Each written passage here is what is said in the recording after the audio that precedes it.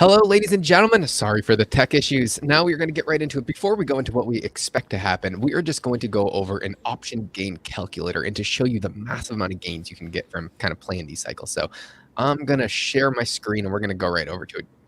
So can we see all this? We're going to just go and let's say we were going to plan on playing this cycle right now. Personally, just at what the actual stocks are trading at the current price. I am not buying anything right now because I think GME will go down this week, but more on that in just a second. But if we go over, I do not like time decay, so I go really far back and really, I don't want data eating me up at all. You do have a Vega issue there, but it's not too much to worry about, especially when you plan on playing with a pretty short time horizon. My time horizon is after June 17th. I have not picked up any calls for this cycle yet. I plan on doing that maybe going to late next week, early the week after that, just because I think that GME will probably get ran down going into the cycle. So right now, if you were, I do like to go pretty far out as well for the extreme leverage. Let's say you were going to buy the October 300 call and you were going to pick up 10 contracts. And during this cycle, let's say it's an average cycle. We go in between the range of 150 and 400. I don't know if they'll be on the low end of the 150 or the high end of the 400. But if we were just going to calculate this without any implied volatility increase, but the implied volatility is what you are really banking on, you will still make, let's just go with the average. Let's say the average, we see a 200 a $200 GME. We would see like a 200% increase on your gains. The thing that's important though, this is with no implied volatility increase. There has never been a time when GME has had a quarterly cycle without at least like over a 75% IV change. So if we update these calculations to the IV increasing, it is absolutely just game changing the type of returns that you make. So we'll go back to the same. Let's just say early July is when these gains come to fruition. Now you're, instead of looking at a 200% increase, you're now looking at a 730% increase, and that's only if we go to 200. And I mean, that's just at the price we're looking at now. I mean, if let's say you put the $7,000 in, now you're walking out with 52,000. What happens if you roll that 52,000 into the next cycle, and then you can kind of capture that same type of movement? I mean, the gains are just astronomical just because of how volatile GME is, and you are essentially betting on implied volatility of GME going up, and it does so drastically much during these cycles because we see such a short time frame when GME runs up like $100 to $200. It's something that we don't see in any stock in history, so it is just so extraordinarily profitable. Another thing is if you are holding those leaps, those things just jack up because the further out of the money you are, IV change affects the stock even more. So it is probably one of the greatest things that can happen to a stock if you are playing the options. I do see some questions, Justin. Do you want to go into what we are expecting for the coming weeks ahead before we answer them?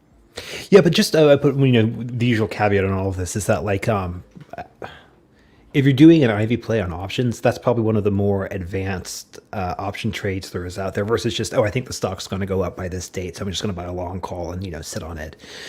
So I would. That's basically what I'm doing. I'm just buying a long call. I'm just showing you Yeah. what happens to implied volatility in GME. I mean, I only used a 75% increase in implied volatility. I mean, I think we'll see like a 100 to like 200% implied volatility increase. That 700% gain is going to be a 1,200% gain very quickly. And I was just showing you like $200. What if we saw like a $300 GME price this cycle?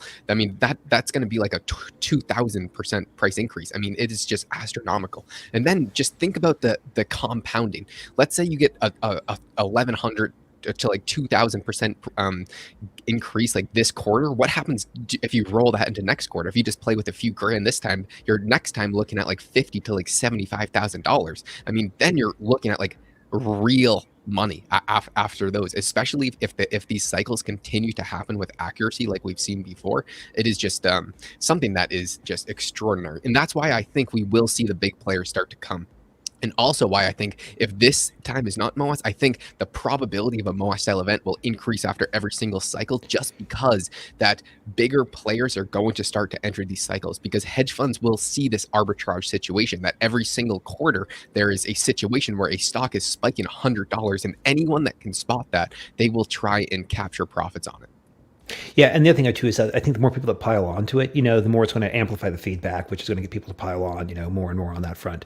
Um, What do you think is okay. going to happen? Like, oh, just for the next, like, let's say 2 weeks before this cycle, a lot of people were talking about a split announcement. I don't know. I can't predict that. I don't know what's going to come out the mouths of the CEOs and shareholders. I have no edge there. But what I do think is I do think that there's a lot of economic numbers coming out next week, and I think most of them will be extremely bearish, just because I'm very I have a poor outlook on the economy. So I think the stock market could start to take a hit, but there's still some stock and like indexes gamma that is going to be filled, which could kind of I like just like we could be flat, maybe down. I did buy some puts on the SPY going into this next week. I don't know what's going to happen, but I'm more on the bearish side, and just to buy some hedge. Yeah. No, like I would have assumed that, or my assumption is for the following week or for the following next 2 weeks, I would expect bearish action for GME. But then again, I expected that earlier this week. In fact, the trades that I made earlier this week have yet to trade out as a way. So, I mean, that's just a fancy way of saying I was wrong, for last week. But, I still hold the belief. So I'm certainly happy to sit into things. I guess, Josh, kind of, to your point, is there was, with the gamma slide being continue to be built up under GME, I find that to be particularly interesting, particularly if you think GME is going to go back down before it goes back up for a theoretical run after the 17th. The other thing, I don't know if people caught Pi-Fi stream earlier, Dave. I think he made a really interesting comment where he said that it looks like that the big players aren't in sync with one another. In other words, that someone is trying to get, for example, let's say someone's trying to generate, volume or whatever, right? Versus someone trying, and when I say someone, I mean like a short hedge fund, like a big player or whatever, right? Versus someone wanting to get it down. The act of generating the volume is not necessarily lockstep and working with the act of wanting to get stock down. So it's interesting when you see kind of like some tension behind the scenes, assuming this is, of course, what actually is going on. But the direct answer to your question, Josh, is that my assumption is that we will see GME go down over the next 2 weeks. At least that's certainly what I hope, because I want a better entry point than what I currently have right now. Especially going into the cycle. If we don't see one, no matter what, I'm going to start picking up some calls next week, but towards the end of the week, and I'm going to slowly build a position. Hopefully, we do start to see the price movement go down to have a really attractive entry point. Let's go back to the option calculator really quick. I mean, if we do see a situation where this is probably the strike I'm going to get, the October, the 300s. But let's say instead of them being $7, what if they're like $5? And then I'll probably, I don't know, spend I don't know, maybe you buy 20 of them. Then you can really be looking at some insane gains. Just let's say we do see a $300 cycle, just because there's so much news going on. You're really walking away with over 100 grand. That would actually be like 250 grand. I'm definitely not banking on that. That's like if you sell everything at the peak, which I never do. I'm a paper handing bitch where I always sell early, and I buy early and sell early virtually every single stock that I ever go into, and that's just showing you if you hit the max profit. And of course, if everything goes perfectly. But this is just showing how profitable these cycles can be, because every single cycle we've seen like $100 increase in the stock. And if that happens again, I don't know about you, but I want to play that, because that is MOA style gains for some people, like over a 2,000% increase gain. Like that is absolutely just out of this world. So let's take the first question, Jay. I feel like a lot of buildup and expectations for this next cycle. Are the chances it does not come to fruition? This is something that we just saw some news that it possibly could be delayed, because XRT just got broken off the threshold risk. Therefore, we can see the synthetics creations again, and a delayed process of this cycle. I personally don't know the plumbing too great, but I do not think they can push it more than like a month. So either way, I'm going to be buying these Octobers, because if they can push the cycle, I want to be ready for that and still be able to profit from it. But I think there is a chance. I don't know enough about the plumbing to really dig deep. I think because XRT got pushed off the threshold list, there is a decent chance that they can push it off. But I think it will be much more difficult than any other cycle, because of the quad witching and everything else that is going on. Yeah. So again, this is really into the weeds for the market mechanics from my perspective too. But I think the answer to the question is that they can't, as I poorly understand it, they can't use XRT to go through the quad witching. But once we go through it, if they wanted to slam the price back down, then they can. And again, a big hat tip to Pi-Fi earlier, because he mentioned the fact that, well, listen, if they short the bejesus, or If they use reg, if they use XRT to blast out and get a bunch of synthetic liquidity, and then put XRT back on the threshold list, it actually makes it, or the terms of covering, XRT is more beneficial. Another way of saying it, putting XRT back on a reg show, yeah, that means they can't go through it for as much liquidity, but it also means as much liquidity as they got before it went on reg show, they now have more time in order to amortize it over, which probably is to their advantage or it's to the short's disadvantage and the longs. Excuse me, the short's advantage and the long's disadvantage for that. But Let's Colin, see. we were in fact waiting for me to finish brushing my hair. I'm apologizing about the misconceptions. Yeah.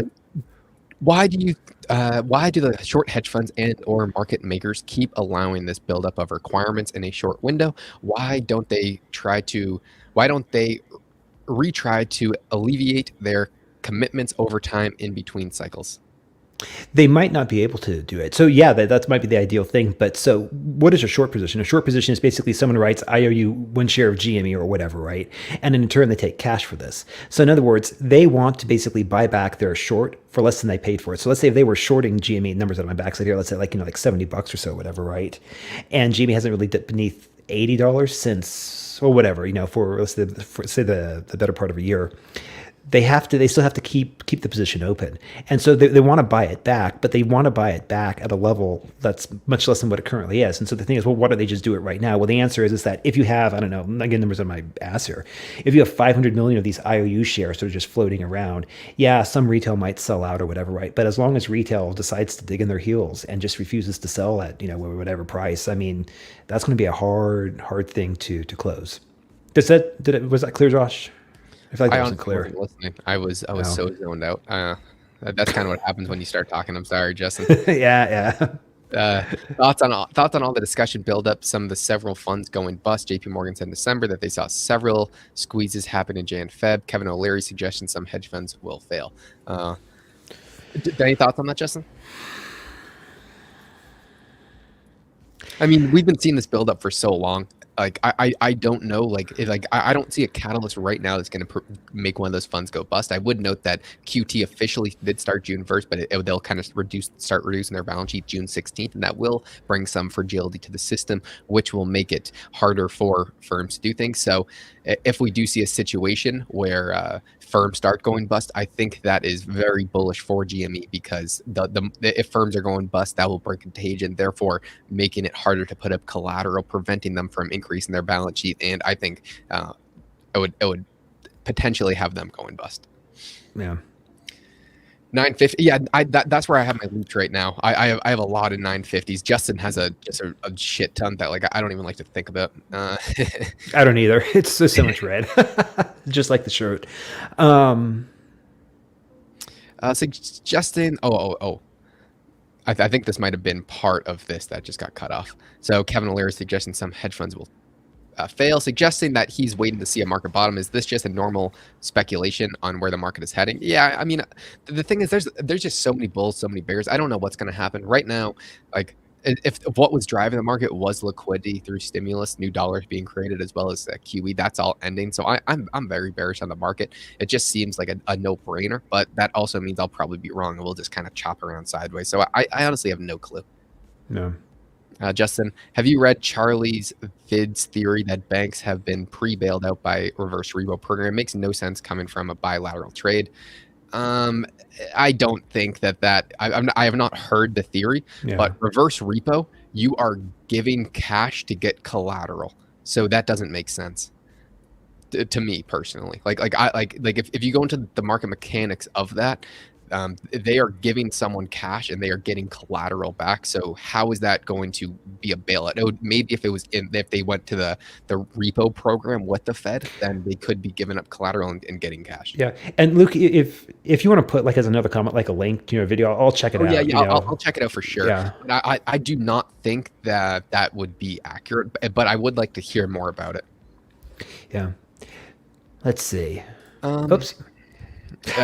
Justin, do you think positive call open interest is because longs are waiting to buy in at cheaper price point? Example, closer to the cycle start. What do you think? So this is really interesting. So like I this past week or whatever, right? It was strange because you go again, big hat tip to Pi right here is that and if you look at if you have a subscription to Market Chameleon, you'll see that there was a people were buying puts, out of the money puts, which was interesting. But at the same time, the longs remained in control of the option chain, from buying calls. I don't know if that's Wall Street bets FOMOing in or if it's retail in general, but I find that interesting. So, as far as like myself, Josh, you're probably in the same boat, and probably anyone who kind of has been following this saga for the better part of a year probably has gotten to the point of sophistication where they say, okay, well, listen, we're going to give it some time. If we think it goes back down, we want to see what happens. In worst case scenario, if it does start to run, we just simply have to buy into the run and run up for it. We just have fewer options, but whatever on that front. So to answer the question, I don't exactly know what's going on in that front. I mean, what I It's relatively low open interest. There's just not the interest in the stock like that we need to see. So when I say I yeah, think but the probabilities of a MOAS style event are low, it's because we don't see the option open interest. yeah, There's strictly how many calls are there? I mean, there might be like, I don't know, 300,000. That would only be 30 million shares. Like I think we would need like a potential like 100 million shares that could be exercised. And we strictly don't see that. But that's only with the data that we can see. Because we yeah. cannot see bilateral agreements and these swaps between different entities. Because we can't see those swaps, it's impossible to tell, I mean, how big MOAS can get. Because if the short interest is thousands of percent, because these swaps are going on and they're getting so ridiculously large that they're just dumping them on banks' balance sheet to just make a problem with the whole financial system, then it will be much bigger than anyone can imagine. But we can't see that information, therefore we can't speculate on it. What we can speculate on is that there is not the option open interest that we need to see to really see a humongous style run. That's not to say it won't come, because as these cycles continue and as they progress, people will continue to buy in, because if there's a way to make money in the hedge fund world, they will make money, especially with an arbitrage situation like this. What we are saying is wrong. Andy, 2 weeks down, come on, in 10 days, we will receive the additional shares from GME Split. Maybe we'll see. Yeah, I mean that's why there's a market, Andy. You can buy your longs now. We will wait a few days. We're literally we are very bullish, like going past the 17th. I don't know, with the coming split that will bring. Oh, I mean Whoa, no! But the split, they haven't actually formally announced the split. yeah, They yeah. approved going up the shares, but the split hasn't been formally Yeah, the announced. split wasn't announced. I would not be betting on GME to make an announcement. I bet on option chains and kind of the cycles. What is your alt account, Justin? Will you spill John the Diamond. no? Will you spill the beans? I don't think I've got an alt account. Yes, you do. Where you comment on GME's things on Pi-Fi stream 100% of the day, giving him all your money. Well, it's just, I mean, it's the same thing as my Twitter thing. It's J Yeah, Edward, is what it it's J is. Edward. His account Yeah. is J Edward. So you'll see him. Or Big Diggler. It's J Edward or Big Diggler. Yeah, It's one or the other. he's J Edward or Big Diggler. If everyone is making money of these cycle, who is losing? It would be the hedge funds. It would be the short hedge funds that are kind of losing money Yeah. because Did it? what Well, I think someone actually asked Pi this question, and I think he said that it's basically being scalped off of the index. So it's basically like just like investors in general who are. Oh, this is one of those reasons. I mean, it I struck think me as the market as whole is what I thought the answer was. well, why would this affect the short hedge funds? It would be because it would inevitably make these cycles bigger. Therefore, it's going to be harder for them to push it back down. Or we would just all be doing the exact same thing that the hedge funds are doing. What they're doing is they are going long volatility before they have to cover their obligations. During that, if retail starts to FOMO in, then their obligations, their volatility position is going to increase in value. Then when they start to sell and go short again, then it might either take them longer, or their obligations that they have to kick over are going to be larger onto the next cycle. So I think if let's say retail really starts to understand this and hedge funds start to do it, we will see situations where each cycle starts to get bigger and bigger until we start to see a pop where they can't control it anymore in one of their Yeah. firms. It gets just a spiral out of control. because it costs them money, a lot of money, to actually drive the price down. They're making money on it because they're doing it successfully. But when they stop doing it successfully and the trend breaks and it continues to go up, then they're going to be just sucking off capital until they go bust. Yeah. How much does XRT being off threshold impact the run in June? That's a really good question, and something that I'm personally going to spend this next week trying to figure out. Yeah. But Justin, what do you think? Yeah, so here's my guess. XRT being off reg show as I conceptually poorly understand it, is that the ability to generate or virtually unlimited amount of XRT shares is now open. If you have an unlimited amount of XRT shares that you can generate, then theoretically you can redeem these shares for the underlying, so you get your GME synthetics or whatever, right? So in that particular situation, the shorts, or the people who wish to go short or maintain their short position, have an extra tool in their tool belt. I don't think, for reasons that I don't even understand, but this is what I trust, is that they can't necessarily do this through open or through the 17th, but come the week after the 17th, then they can. But that being said, my guess would be this, is that they probably have to cover X amount of obligations, not necessarily related to XRT, but just so GME or whatever, right? But to do that, if they need GME liquidity, how do they generate the liquidity? They let the price go up. The price goes up, people sell, bam, you've got your liquidity on that front. So all the while this is happening, you have the volatility increase. And so if you're long vol at this point in time, even if you, let's say, have to pay more to honor your obligation for GME, you're making probably more than you're paying from your long vol position, and then you do the rug pull. You basically turn off your buying once you cover your obligations. You sell your volatility position or go short whatever. You basically cash out from your volatility position, and then you just simply ride the thing back down. That's the cycles we've seen pretty much to date. But I will note this: if they have XRT off the threshold, if they wanted to cap how high the cycle went, they would have a way to get shares from XRT. And what's more, if they put XRT, as again, Pavel noted earlier today and on the stream last week, if they put XRT after, again, abusing the bejesus out of it, so getting the synthetic shares back onto reg show, they then have whatever, the additional day or whatever the additional window is, plus whatever the additional window that reg show will give in order to cover XRT. So I view it as a net plus for them, or it's something that they probably want to have versus not wanting to have. And it's, as much as it is a plus to them, it's probably a detriment to us. That would be my knee-jerk reaction for that. But I don't think it's enough to stop it, but it might be enough to tamp it down after the fact. So let's see. So I became aware of the rebate rate, with the share borrowing program. As Paife pointed out, the delta between the borrow rate and the rebate rate is not really changing. Thoughts?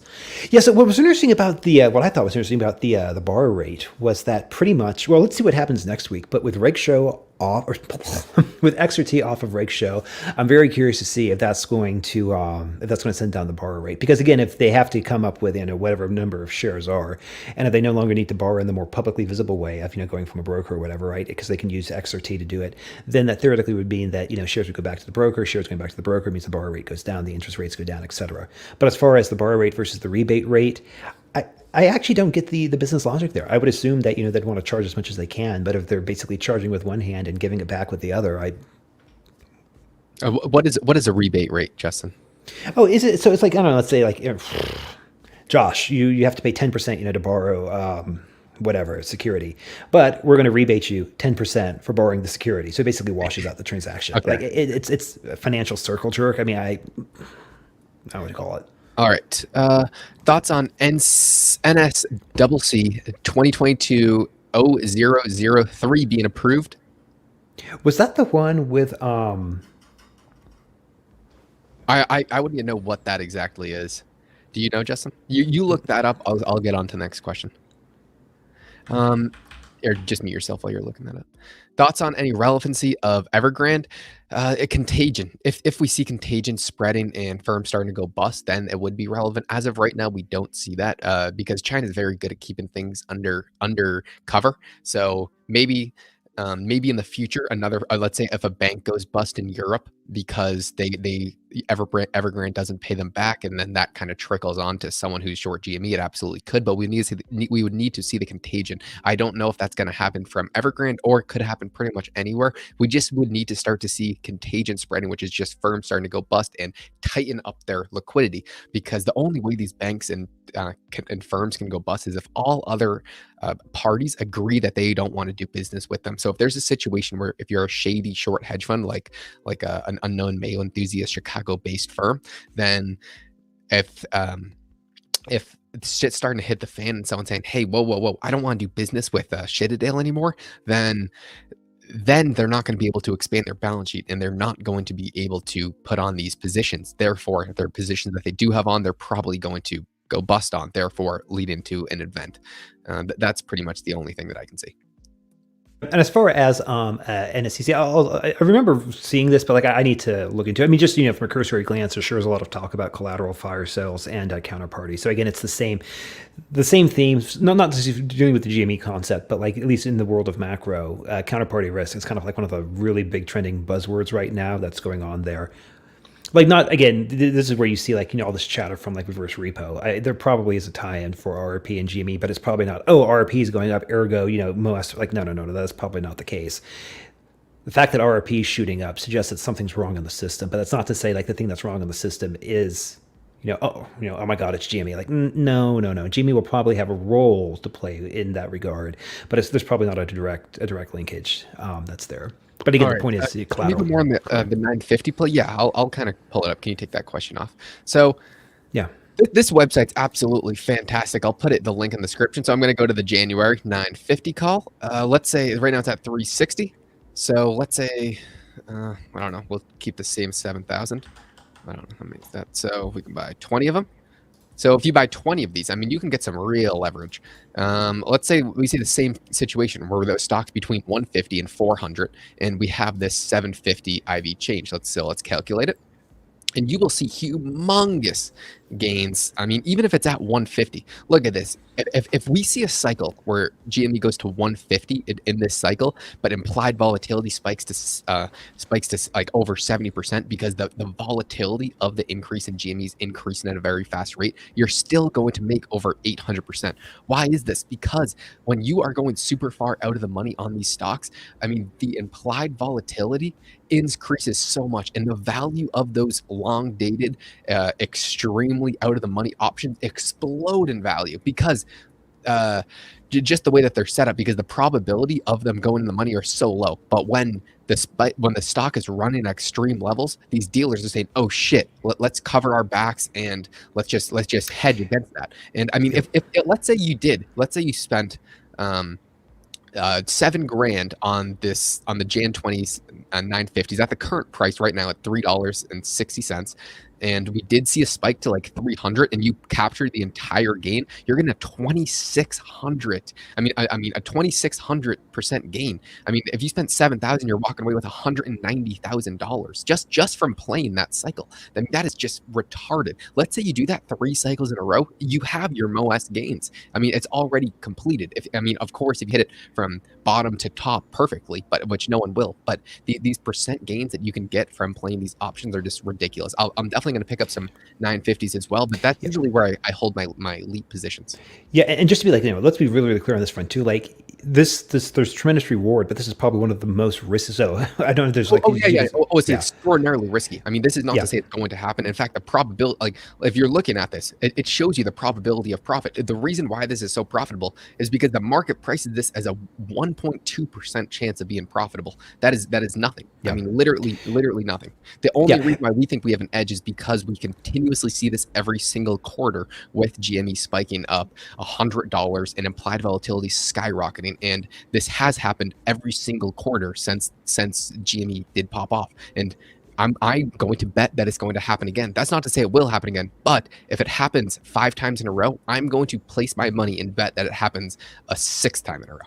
Yeah, and the other thing too is that like when you buy these contracts, buying contracts with very like this is January 2023 that we're looking at, but I was in a pretty tight position for April and for June calls where I had a pretty substantial position, and I only got out of that position at a gain. Now, granted, I made money on it, but I only got out at the incredibly narrow. We're talking like a few hours here because I was in front of my computer and I was able to. Let me also add, when implied volatility is increasing, it is increasing at very short time frames. When you were doing this, let's say for 45 minutes, or it'll be way less than that. When implied volatility of the stock is skyrocketing, that is a very short time horizon to actually get out. And you have to be ready for those situations. When IV spikes, you have to be ready. If you are someone who cannot execute these when you need to, it's probably not worth playing, because you make the money on this play when you play implied volatility, Yeah. and that's the only way. Yeah, and just because, like, let's say, like you say, like, well, I just want to play options, but IV, IV play is not for me. Then you look at something that's more closer, let's say, being like an at the money. But again, I Yeah, would yeah, strongly, you would go for at the money, yeah, like yeah, 100%. And the yeah, and I games, would also, oh yeah, Josh, no, yeah, that's yeah, and I would also say, like, like, do not be shy about paying for theta or whatever. Right? I have never bought an option contract and said, you know what, I wish I had less time on that contract, but boy, have I bought options where I say, I really wish I bought myself a bit more time because I'm gonna. Well, never mind. But anyways, yeah, that's fair. the. Justin, what are your thoughts on the real estate market in the coming months, more specifically in Houston? I'm looking to purchase a home around the end of the year. Oh, Colin, what part of Houston are you in? Because Justin is, I think, on the Third Ring Road. Yeah, Katie, or out on the west side. On the west side, yeah. So I would say inventory remains low. For the 3.2s and the 3.4 or the 4.2s that we have or that we've been selling, we still move them pretty quickly, but you can definitely tell things are calming down. Curious to see what happens with rates, because I think really what drives real estate prices are what people can borrow, and if people can borrow less because they have to pay more in interest, yeah, they're still paying the $2,000 a month, but there's less principal they can borrow because more of the payment's going to interest. So you have that thing going on. The other thing too is that not to get too off the GME path here, but when you look at the Fed's goal or whatever right here, like if they need to, or if they are purportedly saying they want to continue to fight inflation, and if they can't print more goods and services, well, what they can do is they can send demand down. So I kind of suspect that the Fed, I don't want to say they're trying to cause a recession, but I do not think the Fed would be particularly fussed if they saw purchasing power decrease or people being less willing to spend. Because if they're less willing to spend, there's less demand. Less demand theoretically will send prices down for that front. But as far as Houston goes, or as far as buying a home goes, so I guess really the real question you probably want to ask is that what do you think is going to happen with interest rates? Do you think interest rates are going to go up? Do you think they're going to go down? And then you would say, okay, well, listen, if that's the case, then to what extent am I willing to put a hustle now and buy something maybe before I'm ready? Or do I want to, renew my lease for another 6 months or whatever, right? That's toughie. Here, hey, Bitcoin Made Simple, Luke, buddy. We just interviewed Luke today, which was absolutely fantastic. That will be up. I don't know. That was a long fucking interview. I hope you guys will watch it. So, hey, I told you guys earlier they'll turn off the buy button on you. Yes, maybe at a most. Probably. But if we are just seeing runs of $100, $200 every single quarter, those will not be turned off. The buy button will not be turned off in those situations. And if you were just watching, the gains that you can make are much more than Bitcoin style returns. It will be much more than Dogecoin style returns. It is just absolutely retarded. When every single quarter stock's running $100 to $200, the implied volatility is shooting up 100%, and you could potentially be making thousands of percent every single quarter. Yeah. Maybe Bitcoin someday, but definitely not today. Yeah, well, again, like this is something, Josh, you said a long time ago too, and like Pive and many people have hit on it too. It's like, look, when MOAS or until MOAS has happened, it hasn't happened. So if it hasn't happened, you might as well figure out how to make money in the interim, because that basically means you'll have more in your pocket at the end of the day. Yeah. And the cool thing is that by positioning for the quarterly cycles, if you think that's going to happen, you also are positioning yourself for MOAS. So I mean, like, how do you lose in this? Well, that's not fair to say. This seems like a very advantageous position. And a calculated risk. I mean, Yeah. it is an extraordinarily calculated risk. I don't know if you guys have watched, but we do have a second channel.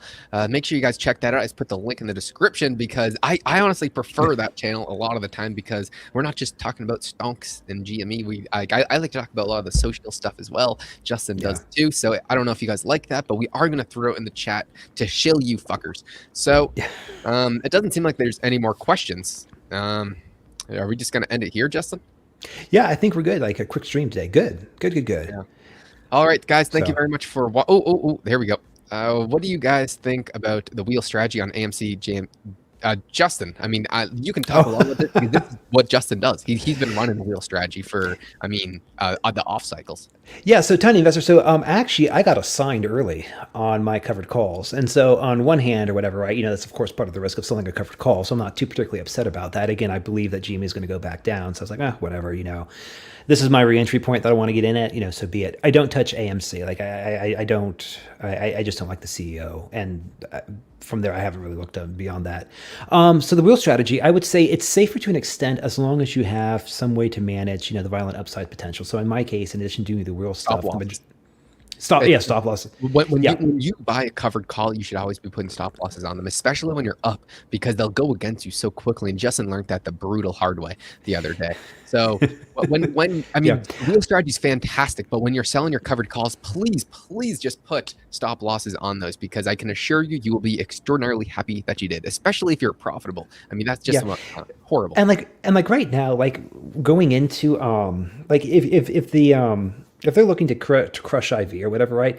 So in other words, they want the stock to trade flat. That's probably a relatively safe time to be mucking around with covered calls. But mucking into covered calls going into June 17th, I Oh was no. up substantially on my covered calls, and the reason I blew it was again lack of a trailing stop. I'll also say this too, when it comes to my position, the way I kind of manage my long term exposure is I've got that very those deep out of the money, yes, those very deep out of the money calls.